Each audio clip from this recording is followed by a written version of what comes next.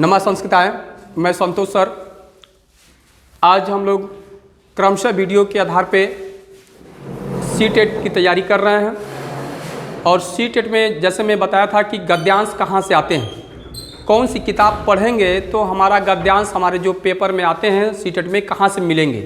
तो कभी कभी क्या होता है कि कभी कक्षा 10 की किताबें में देता है, कभी 12 की किताबों में दे देता है, कभी 6 की किताबों में दे देता है, तो बड़ा खोजने में हम लोग को दिक्कत होती है कि कहाँ से पैराग्राफ क्या पढ़ें। तो इस आधार पे एनसीईआरटी ने जो है एक रुचिरा नाम की पुस्तक है 6, 7, 8 और उसी का हम लोग को अध्ययन करना है और अधिकांशतः पेपर हम लोग का उसी में से आया हुआ है। तो जैसे कि मैंने कल वीडियो में आप लोग को बताया था कि पेपर कैसे आते हैं, किस किताब से आए हैं वो भी बताया, प्रश्न कैसे आते हैं ये भी बताया। तो इसलिए हम लोग पूरा का पूरा क्रमशः किताबों का अध्ययन कर लेंगे और किताबों का अध्ययन करने के बाद सारे क्वेश्चन को आपको कराया जाएगा और आप समझ जाएंगे कि यह प्रश्न कहाँ से आ रहा है। पेपर में भी बैठेंगे तो उसी गद्यांश, जिस गद्यांश को हम पढ़ा रहे हैं उसी गद्यांश से आएगा। तो आप उसमें आप देखिए, कल हमने बताया था बकस्य प्रतिकारः, एक कक्षा 6 रुचिरा में पाठ है बकस्य प्रतिकारः। हाँ, एक बात और है कि जब कक्षा 6 खोलेंगे, कक्षा 7 खोलेंगे, कक्षा 8 खोलेंगे रुचिरा नाम की पुस्तक, तो उसमें तमाम प्रकार के चैप्टर दिए हैं, मगर उसमें कौन कौन से पूछा जा सकता है, क्या देगा, ये सोचने वाली विषय होती है। तो मैं आपको बताता हूँ कि जो केवल कक्षा 6 से 5 चैप्टर आपको पढ़ना है, कक्षा 7 से 7 चैप्टर पढ़ना है, तो जो भी चैप्टर आपको पढ़ना होगा उस चैप्टर को मैं जो है आपको कराता रहूँगा क्रमशः। और संस्कृत के नंबर लाने के लिए आपको कहीं भटकने की ज़रूरत नहीं है। बस जिस तरह से वीडियो आप देख रहे हैं, जिस तरह से हम पढ़ा रहे हैं, उस वीडियो को देखिएगा, समझिएगा। इसके बाद जो है कि आप संस्कृत संबंधित जो समस्याएं सी-टेट में होती हैं, ये मेरे समझ से आपको दोबारा ये समस्याओं का समाधान नहीं करना पड़ेगा, समस्या आपके सामने नहीं आएगी। तो चलते हैं, आज हमारा एक कक्षा 6 का एक चैप्टर है जिसको देखते हैं। यह है अगला पाठ हमारा है समुद्र तटः। अगला कक्षा 6 एक ये रुचिरा पुस्तक से लिखा खष्ठ पाठ है। हमको छाट के पाठ को पढ़ना है, कौन से पेपर में आ सकते हैं। तो समुद्र तटः एक पाठ है और समुद्र तट में हमें क्या क्या अध्ययन करना है, कैसे प्रश्न आएगा, क्या प्रश्न आएगा, इसको हम देख लेते हैं। देखिए यहाँ पे लिखा हुआ है समुद्र तटः है। इसमें जो है कि समुद्र तटः पाठ में एक वर्णन किया हुआ है, ऐसा समुद्र तटः अत्र जना पर्यटनाय आगच्छन्ति। यहाँ लिखा है ऐसा माने यह समुद्र तटः। देखिए ये समुद्र है जिसे चित्र के माध्यम से बनाया गया है और यहाँ पे बच्चे हैं। देखिए यहाँ पे सब बच्चे हैं, तो कह रहे हैं ऐसा समुद्र तटः। तो किसी ने बच्चा ने बताया कि यह क्या है, समुद्र तट। अर्थ आ गया, ऐसा माने यह समुद्र तटः माने समुद्र तट, यह क्या है, समुद्र तट है। अत्र जना पर्यटनाय आगच्छन्ति, तो क्या होता है, अत्र माने यहाँ, जैसे मैं कल बताया था कि यहाँ अव्यय पद अत्र, अत्र माने नोट करते रहे, अत्र माने क्या होता है यहाँ, जना माने लोग, जना माने क्या होता है, लोग, पर्यटनाय घूमने के लिए, पर्यटनाय माने क्या होता है, घूमने के लिए, आगच्छन्त माने आते हैं। तो समुद्र के तट पे आप लोग को विगत होगा कि समुद्र तट पे क्या करेंगे, घूमने के लिए ही जाएंगे। तो यहाँ से लिखा है अत्र जना पर्यटनाय आगच्छन्ति, यहाँ लोग, पर्यटनाय माने घूमने के लिए, आगच्छन्ति माने क्या करते हैं, आते हैं। कहाँ आते हैं घूमने के लिए, ऐसे तो घूमने के लिए बहुत से तीर्थ स्थल हैं, मगर समुद्र की बात चल रही है यहाँ पे। तो यहाँ करें, यहाँ जना माने लोग, पर्यटनाय माने घूमने के लिए, आगच्छन्ति माने क्या करते हैं, आते हैं। ठीक है, आगे लिखें केचन तरंगरई क्रीडन्ति। केचन, केचन माने कुछ, केचन माने क्या है, ये भी अव्यय पद है, केचन माने कुछ, तरंगई तरंगों के द्वारा, ये तृतीया विभक्ति, ये तृतीया विभक्ति का बहुवचन है, तरंगई लिख लीजिएगा, तृतीया विभक्ति का बहुवचन। ये पूछता है कि आपको तरंगई में कौन सा विभक्ति है, तरंगई शब्द में कौन सी विभक्ति है। तो यहाँ पे आपको बता दें कि ये तृतीया का क्या है, बहुवचन है। तरंग शब्द होते हैं अकारांत है, जैसे बालका बालकौ बालका बालकम बालकौ बालकान बालकेन बालकाभ्याम बालकई होता है, उसी तरह से तरंगई होता है। क्या है, तरंगई में कौन सी विभक्ति है, तृतीया का बहुवचन, याद रखना चाहिए। क्रीडन्ति, केचन माने कुछ लोग, तरंगई माने होता है तरंगों से या तरंगों के माध्यम से, क्रीडन्ति माने क्या करते हैं, खेलते हैं। समुद्र किनारे जाते हैं लोग और समुद्र तरंगों मल्लहरों से क्या करते हैं, खेलते हैं। और क्या होता है, केचेन च नौका भी जल विहारम कुर्वन्ति, और कुछ लोग नौका भी माने नौकाओं के द्वारा, नौकाओं से, जल विहारम जल विहार करते, जल में विहार माने घूमने का कार्य कुर्वन्ति माने करते हैं, जल विहार करते हैं। कुछ लोग क्या है, नौकाओं के द्वारा या नौकाओं से क्या करते हैं, जल विहार करते हैं, जल में घूमते हैं। बात समझ में आया? क्योंकि आप लोग देखे होंगे कि टीवी के माध्यम से चाहे आप गए होंगे तो लोग, कुछ लोग जो है कि तरंगों से खेलते भी हैं और कुछ लोग जो है नाव में बैठ कर इधर उधर घूमते भी हैं ना। तो यही चीज़ है कि कुछ लोग जो है नौका भी माने नौकाओं से जल विहारम कुर्वन्ति, जल विहार करते हैं। और यहाँ पे नौका भी लिखा है, नौका भी पूछेगा, नौका भी में कौथी विभक्ति है, तो तृतीया का बहुवचन। इसमें पूछेगा कि आकारांत है कि इकारांत है कि उकारांत है कि कौन सा कांत है, तो यहाँ आकारांत है। तो आकारांत जिस शब्द के अंत में आ होगा उसके तृतीय में भी लगता है, और जिस शब्द के अंत में अ रहेगा उसकी तृतीया विभक्ति में बहुवचन में आय रहेगा, जैसे यहाँ पे है, ठीक है, मूल शब्द है। अब यहाँ पर तरंग है और यहाँ पे नौका है, नौका में आकारांत है, आ गया, ठीक है। तो यहाँ पे जब आकारांत भी आएगा तृतीया के बहुवचन, याद कर लीजिएगा आप लोग, ठीक है। तो यहाँ करें कि कुछ लोग तरंगों के माध्यम से क्रीडंति माने, तरंगों से क्रीडंति माने खेलते हैं। केचेन च नौका भी, कुछ लोग नौकाओं से क्या करते हैं, नौकाओं से या नौका के माध्यम से क्या करते, जल विहारम कुर्वन्ति, जल विहार करते हैं, जल में क्या करते हैं, घूमते हैं। समझ में आ गया? आगे लिखा है ते सुकेचेन कंदुकेन क्रीडंति। और कुछ लोग क्या करते हैं भाई, तमाम प्रकार की विचारधारा करते हैं। कुछ लोग तरंगों से खेल रहे हैं तो कुछ लोग जल विहार कर रहे हैं, तो कहते तेसु उनमें, केचेन माने कुछ लोग, कंदुकेन, कंदुक माने गेंद होता है, गेंद से क्रीडंति माने खेलते हैं। कुछ लोग समुद्र किनारे जाते हैं, गेंद से खेलते हैं ना। कुछ उनमें कुछ लोग कंदुकेन, कंदुकेन माने क्या होता है, गेंद से, क्रीडंति माने क्या करते हैं, खेलते हैं। बालिका, बालिका, बालका चक बालुका भी, बालुका गृहम रचयन्ति। कुछ बच्चे हैं, कुछ बच्चे हैं, बचपन याद करेंगे आप लोग भी, तो हम लोग मिट्टी का पहले घर और बनाते थे, बिगाड़ते थे। तो एक बालिका माने लड़कियां, बालका लड़के, बालुका भी, बालू का रेत जो है, रेत को लेकर के बालुओं के द्वारा बालुका गृह, बालू का घर, रचयन्ति माने क्या करते हैं, बनाते हैं। समुद्र किनारे लड़के लड़कियां मिल करके क्या करते थे, बालू का क्या बनाते थे, घर बनाते थे। तो होता क्या था, यह समझ में आया? बालिका और च माने और बालक, बालक और बालिका, बालुका वे बालू से क्या करते हैं, बालू से बालू का घर बनाते हैं ना। आगे सब इसके बाद लिखे मध्य मध्य तरंगा बालुका गृहम प्रवाहयन्ति। मगर होता क्या है कि लिखे हैं कि मध्य मध्य, बीच बीच में, तरंग, तरंग माने क्या, लहर, क्या है, बालुका गृह, बालुका गृह माना बालू के घर को क्या करते हैं, प्रवाहंत माने बहा ले जाते हैं, तो किनारे बनाते हैं और लहरें आती हैं, बस उसको बहाकर लेके चली जाती हैं, ठीक है। अर्थात समझ में, मध्य मध्य, बीच बीच में तरंग, बालुका गृह, तरंग जो है बालुका गृह, बालू के घर को क्या करते हैं, प्रवाहंत माने करते हैं, बहा ले जाती हैं। और क्या होता है देखो, ऐसा क्रीड़ा प्रचलति एव, ऐसा माने इस प्रकार का, यह क्रीड़ा माने खेल प्रचलति चल रहा था, ऐसा खेल क्या कर रहा था, चल रहा था। बच्चे अपना बालू का घर बनाते थे, लहरें आती थी, उसको क्या बहा करके लेके चली जाती थी। आगे फिर क्या है, समुद्र तटः न केवलम पर्यटना स्थानांति, करें कि समुद्र तट जो है न केवल पर्यटन स्थल, पर्यटन स्थल नहीं है, मतलब घूमने का स्थान ही नहीं है। करें कि समुद्र तट जो है केवल घूमने के लिए ही प्रसिद्ध नहीं है, या घूमने के लिए ही नहीं है, और कामों के लिए है। कौन सा काम है, अत्र मत्स्य जीविनः अपि स्वजीविका चालयन्ति। करें अत्र माने वहाँ, कहाँ भाई, समुद्र तट के पर, वहाँ समुद्र तट पर करें मत्स्य जीवनम, नोट कर लीजिएगा, मत्स्य जीवनम माने मछुआरा होता है। मत्स्य जीवनम माने क्या होता है, मछुआरा। अगले बात पढ़े थे तो धीवरा आया था मछुआरा, या मत्स्य जीविना माने क्या होता है, मछुआरा भी, मछुआरे भी, अपि माने भी, स्वजीवनम स्वजीविका, अपनी जीविका को, चालयंत माने चलाते हैं। कह रहे हैं कि समुद्र तट केवल पर्यटन स्थल नहीं, घूमने का स्थान ही नहीं केवल, कह रहे हैं कि वहाँ जो है मत्स्य जीवनम, मछुआरे जो है अभी, मछुआरे भी अपनी जीविका का क्या करते हैं, चलाते हैं। ये एक तरह से जीविका का साधन भी है। मछली जो, मछुआरे जो है मछली मार मार के समुद्र से अपने जो है क्या है, अपने परिवार का भरण पोषण भी करते हैं, ठीक है। आगे देखते हैं बेटा, आगे लिखा है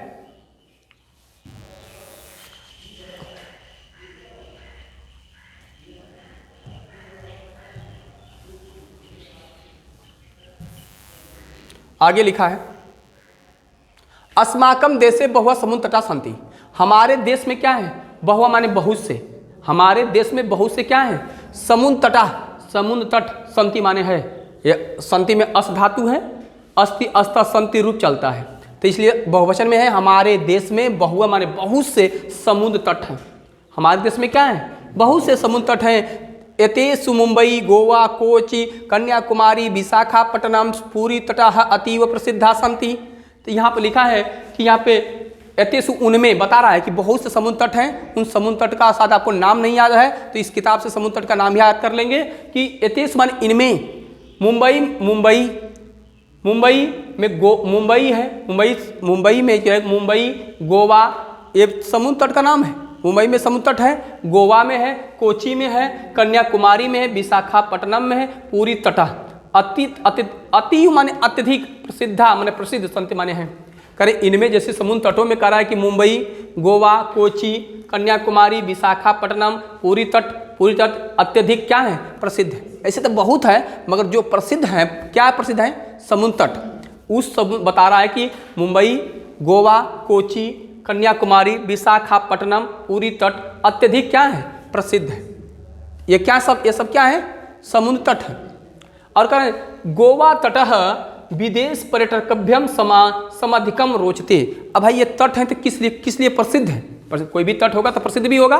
तो ये कह रहे हैं कि गोवा तट, गोवा का जो तट है, कौन सा तट? समुद्र तट। जो गोवा में समुद्र तट है किस लिए प्रसिद्ध है? विशेषता बता रहा है कि गोवा तट विदेशी पर्यटकभ्य, विदेशियों के घूमने के लिए समाधिकम, सबसे अधिक, रोचते माने अच्छा लगता है, ठीक है, वो सबसे अधिक रोचक है।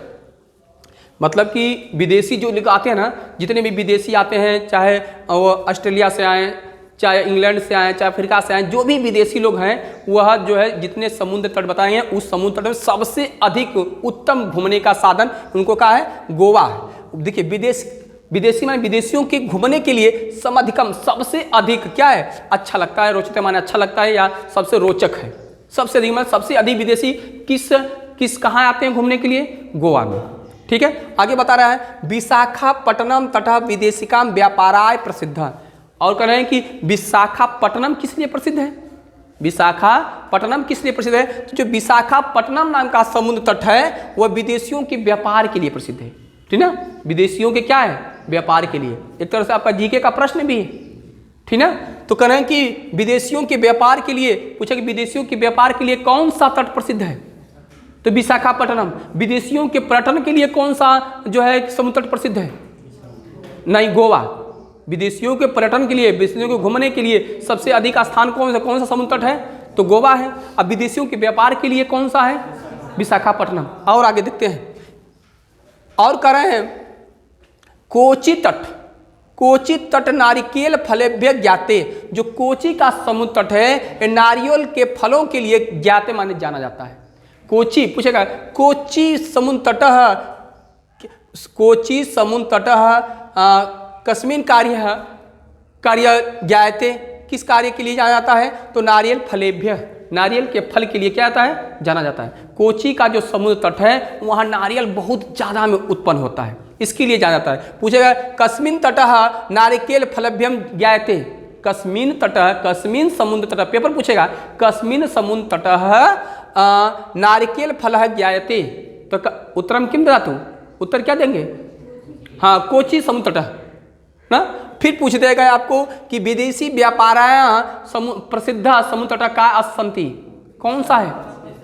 विशाखापट्टनम, ठीक है। इस तरह से प्रश्न बोलेंगे, तो इसे पढ़े रहेंगे तभी ना मालूम होगा। आगे लिखा है कि मुंबई नगर से जुहू तटे सर्वे जनाः स्वैरम विहरन्ति। करें कि मुंबई नगर का जो जुहू तट है, जो मुंबई गए होंगे तो जुहू तट, हम तो गए नहीं है, मगर नाम से पता चल रहा है कि जुहू तट जो है समुद्र तट का नाम है। कह रहे हैं कि जो मुंबई का जुहू तट है, समुद्र तट है, वह सभी लोगों को स्वर मैंने अपनी इच्छा से विहरन्ति माने क्या होते हैं? घूमते हैं। अपनी इच्छा के अपनी इच्छा अनुसार क्या करते हैं? लोग घूमते हैं। वहाँ कोई रोक टोक नहीं है, जुहू तट पे सुना जाता है कि लोग जिस स्थिति में है जैसे हों वैसे घूमिए, आपको कोई आपको बोलने वाला टोकने वाला नहीं है। जैसे मतलब तैसे रहिए, आपको कोई बोलेगा नहीं। हर जगह हो सकता है कि बाधा हो कि यहाँ पे ऐसे नहीं रहना, ऐसे रहना, यहाँ पे ऐसे है, मगर यहाँ पे लिखा है कि जो मुंबई नगर का जुहू तट है, कौन सा तट है, समुद्र तट जो है, वह वहाँ पे सर्वे जना सभी लोग स्वरम माने इच्छा अनुसार बेरंती माने घूमती, अपने इच्छा अनुसार रात दिन घूमो, कोई तुमको रोक टोक नहीं है ना। तो पूछेगा स्वरई में पूछेगा कौन संधि है, तो क्या बताएंगे? अभी कल संधि के बारे में चर्चा किए थे। स्वरई में कौन संधि है? अभी चुरकी कट है, वृद्धि संधि है। तो याद करिए भाई साहब ये सब, हाँ कल पढ़ाएं और सुबह साफ हो जाए तो कोई मतलब थोड़ी ना पढ़ाई का है। विद्याभ्यासेन वर्धते, विद्याभ्यास से आती है। अग्रे दिशतु चेन्नई नगर से मेरीना तट देश से सागर से दीर्घ तत्मा। अब चेन्नई जो नगर है, चेन्नई नगर में मेरीना तट है। कहाँ, कौन सा तट है? मेरीना तट। कह कि चेन्नई नगर में या चेन्नई शहर में मेरीना नामक एक समुद्र तट है जो देश के सागर तटेसु, देश के कह रहा है, देश के, विश्व के समुद्र तटों में दीर्घतमा, दीर्घ माने होता है बड़ा, बड़ा है, सबसे बड़ा है। पूछा है कि कस्मिन समुद्र तट देशस्य दीर्घतमा सन्ति, तो चेन्नई नगरस्य मेरीना तटः देशस्य दीर्घतमा अस्ति। बात समझ में आया ना? इस तरह से प्रश्न पूछेगा। तो भाई प्रश्न नहीं समझ में आएगा तो क्या एक अर्थवा पढ़े रहेंगे तो भाव तो समझ में आएगा कि क्या पूछ रहा है। अभी सब पढ़ाने के बाद मैं प्रश्न उत्तर कराऊंगा तो आप क्लियर खुद ही बता देंगे। दो चार प्रश्न करेंगे तो बता देंगे आप खुद है। अब इसका हिंदी जानते रहेंगे तो इसी का बताना, जैसे हम लोग हिंदी में पैराग्राफ देता है और इसको हम हिंदी पढ़े हैं, हमारी मातृभाषा है, हम पढ़े हैं तो हम आसानी से उसका उत्तर दे सकते हैं। मगर भाई जब इसका अर्थवा नहीं आएगा तो क्या हम उत्तर दे पाएंगे? इसलिए आप लोग को एक गद्यांश पढ़ा जा रहा है कि आपको भटकने की जरूरत नहीं है। आप जितना मैं पढ़ा रहा हूँ उतना पढ़ाइए, उसी में से आपका पेपर आएगा। अब पेपर कैसे बनाएगा? जैसे कल कराया था उसी तरह से मैंने आयोग का पेपर कराया था, और से भी पेपर मैं आपको कराऊंगा और कंटिन्यू आपको समझ लीजिए 6, 7, 8 पूरा किताब खत्म करूंगा और पूरा परीक्षा में बैठिएगा। कम से कम पैराग्राफ से 15 हैं। तो यदि व्याकरण का नॉलेज है, जैसे आज मैं पूछ रहा हूँ सोरई में क्या है, तो कुछ लोग गलत बता रहे हैं, कुछ लोग सही बता रहे हैं, तो ऐसे व्याकरण में गलती हो सकता है। मगर इसके आधार पे जो प्रश्न बनेंगे उसकी गलती नहीं होगा, क्योंकि आप लोग थोड़ा सा भी पूछेगा तो इसके पैराग्राफ से छाट भी लेंगे, अर्थ आएगा तो छाट लेंगे, अर्थ नहीं आएगा तो छाट नहीं पाएंगे आप लोग। ठीक है, तो यहाँ पे लिखा है, अब यहाँ पे आपका खत्म हो गया, ठीक ना? अच्छे से लिखा है क्या? आगे भी है। हाँ, भारत से त्रिशु दिशासु समुद्र तटा शांति। भारत के त्रिशु, तीनों दिशासु माने दिशाओं में, भारत के तीनों दिशाओं में क्या है? समुद्र तट है। अर्थ आ गया कि नहीं आ गया?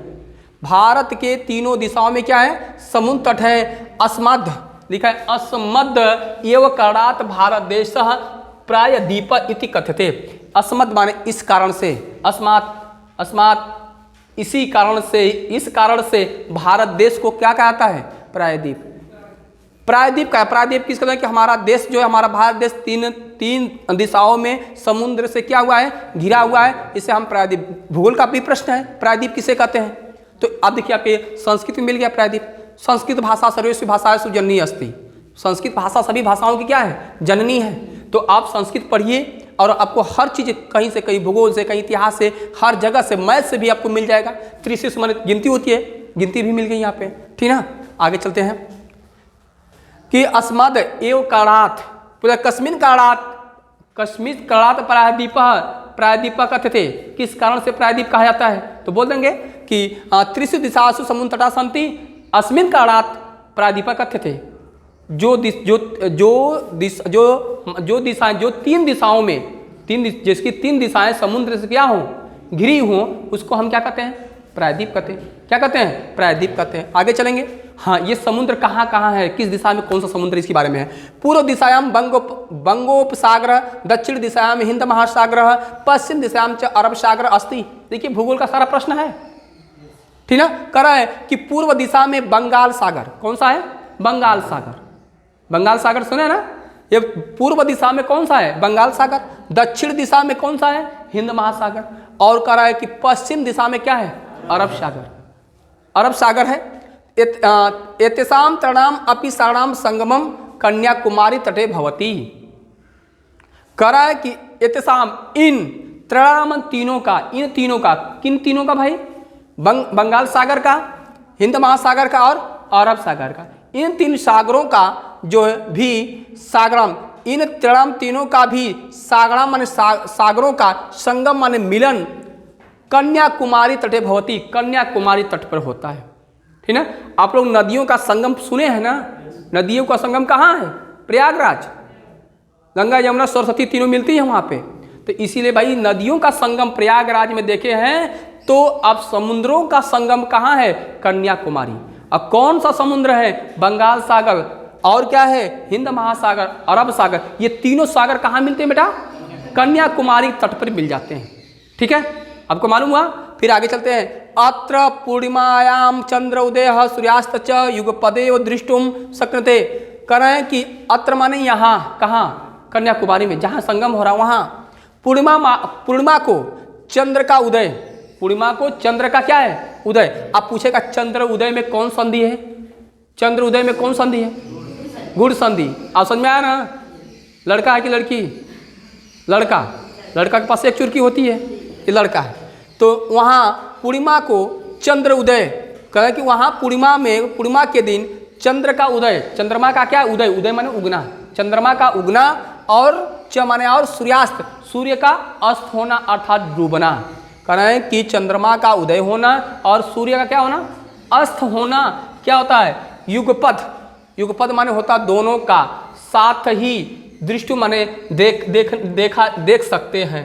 दृष्टु माने देख, शक्यते माने सकते हैं। इन दोनों का एक साथ देख सकते, मतलब कि चंद्रमा यहाँ कन्याकुमारी तट पे कह रहे हैं कि जहाँ संगम हो रहा है वहाँ पे पूर्णिमा के दिन में, पूर्णिमा को, वहाँ पूर्णिमा को चंद्रमा का उदय और सूर्य का क्या है?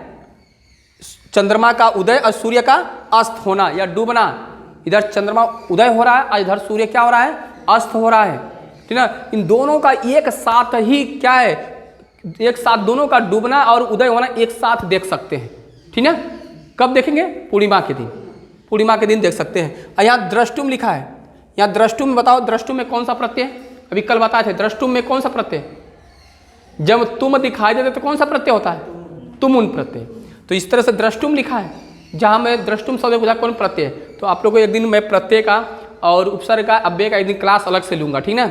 अब थोड़ा समय जो भी इस तरह से जो मैं ट्रिक बता रहा हूँ उसको भी नोट कर लेते ना, और नोट करके मतलब नहीं है, जो नोट कर रहे हैं उसको एक बार घर पे रिवीजन कर लीजिए, तब दिमाग में रहेगा, तभी उत्तर हो पाएगा ना।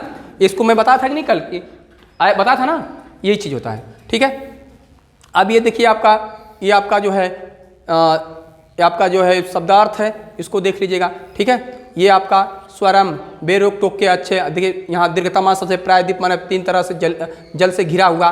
ठीक ना? संगम यहाँ पे हो गया है, तरंगा ही उच्चारण कुर्ता है। ठीक है, इस तरह से आपको प्रश्न नहीं आएगा, मगर फिर भी देखिए आप लोग उत्तर दे सकते हैं। दे सकना है कि अधोलिखित प्रश्न नाम उत्तरम लिखो। जना का भी जल विहारम कुर्वन्ति, जना का भी जल विहारम कुर्वन्ति। बताइए, लोग का भी माने किसके द्वारा जल विहार करते हैं? नौका भी ना। अब यहाँ भारत से दीर्घतमा समुद्र तट कह, उत्तरम देता तू क्या पूछ रहा है? भारत से दीर्घतमा समुद्र तट कह, बताओ बहुत बड़ा समुद्र तट कौन सा? सबसे बड़ा दीर्घ तट कौन सा था? अभी पढ़े ना, अभी पढ़ाएगा था। सबसे बड़ा दीर्घ तट क्या है? तो क्या है? तो प्रश्न यही है, भारत से दीर्घतमा समुद्र तट कह। इसका प्रश्न समझ गए ना? अब क्या पूछ रहा है? उत्तर आप देखिए पैराग्राफ से, देखिए ये पैराग्राफ आपका है। अब बताइए कौन सा है पैराग्राफ इसमें? देख लीजिए, यहाँ से मिल रहा है, यहाँ पे मिला है, बताओ कौन सा है? उत्तर क्या देंगे? दीर्घतमा। दीर्घतमा आया ना, तो पकड़ो कि दीर्घतमा कहाँ लिखा है? दीर्घतमा यहाँ पे लिखा है। तो भाई चेन्नई नहीं, क्या पूछा है? मेरीना तट, तट पूछ रहा है ना, तो मेरीना तट लिखेंगे। तो दीर्घतमा आएगा, जाएगा कहाँ? सामने कौन मिल रहा है? इस तरह से पकड़ेंगे ना, पैराग्राफ में सब कुछ उत्तर है। अगला क्वेश्चन देख लेते हैं। हाँ, जना कुत्र स्वरम विहरन्ति, जना कुत्र स्वरम, स्वरम शब्द आया है, पढ़े ना। तो जना माने कुत्र माने कहाँ बताओ, कहाँ लोग पूरा स्वच्छंद विचरण करते हैं? जुहू तटे। बहुत अच्छा आंसर है, मगर उसमें क्या, ये तो जब आप पढ़ाएंगे ना, जब टीचर बन जाएंगे, सीटेट पास हो जाएंगे, आप जब मास्टर बन जाएंगे, तो ये किताब आपको पढ़ानी होगी। KVS का फार्म देंगे, KVS का पेपर देंगे, PRT का पेपर देंगे, तो उसमें आप जो चैप्टर उसको उधर से पढ़ाना पड़ता है। तो पहले तो पास होइए, अब उसी तरह से उत्तर कैसे छांटना है, अब यहाँ से एक उत्तर बताना, उसमें 4 ऑप्शन है, जैसे जुहू तटीय अन्य तटों का नाम लिख देगा। अब उसमें सही कौन सा है उस पैराग्राफ आपके सामने पेपर में रहेगा, उसको छांट के लिखना है। हो जाएगा कि नहीं हो जाएगा? प्रश्न समझ देखिए, बालका बालुका भी किम रचयन्ति, हाँ बालुका गृहम, हाँ घर नहीं बनाते, बालुका गृहम, हाँ कोची तटकेभ्य ज्ञाते, लिख ले। देखो अभी प्रश्न कर रहे थे वो मिल गया। कोची तटकेभ्य ज्ञाते बता दो, इसका हिंदी क्या होगा? कोची तट केभ्य माने किसके लिए, ज्ञाते माने जाना जाता है। कोची तट किसके लिए जाना जाता है? हाँ अब यहाँ पे नहीं समझ में आ रहा है तो पैराग्राफ पर चले जाइए, पैराग्राफ पर आ जाइए। कोची तट यहाँ पे नहीं लिखा है, यहाँ पे है, हाँ नारियल, हाँ कोची तटे नारिकेल फलेभ्य ज्ञाते। देखिए नारियल, तो इस तरह से ये प्रश्न तो मान लीजिए यहाँ पे आपकी कापी किताब जो पेपर मिलेगा इस पर लिखा रहेगा और उस तरह से खोज कर लिखना होता है। कोची कहाँ है, कोची कहाँ लिखा है, देखिए अब कोची इसमें कहाँ गया, हाँ कहाँ गया भाई कोची, नीचे, हाँ कोची तट ले गया है। अब के बे ज्ञाते, कोची यहाँ है, ज्ञाते लास्ट में क्रिया है और बीच में जो है उसको भर दो उठा करके, पेपर आएगा। कितना आसान है करना, पेपर आसान है कि नहीं है? तब अब कोई दिक्कत नहीं है आप लोग, ठीक है।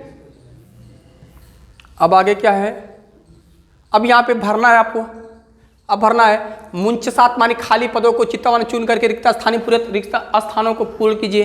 तो यहाँ लिखा है बंगोपसागर प्रादीप, इसी में से भरना है। तो कन्याकुमारी तटे तृणाम सागरम, तृणाम सागरम क्या होगा, क्या भवती, बोलो संगम, संगम, ठीक है। कन्याकुमारी तट पर तीनों सागरों का जब मिलन होगा तो क्या होगा, संगम। फिर भारत देश इति कथ्यते, भारत से क्या कहते हैं, भारत, हाँ प्रायोद्वीप इति कथ्यते, भारत देश को क्या कहता है, प्रायोद्वीप कहते हैं। जना समुद्र तट आगच्छन्ति, क्या करने कहते हैं, पर्यटनाय।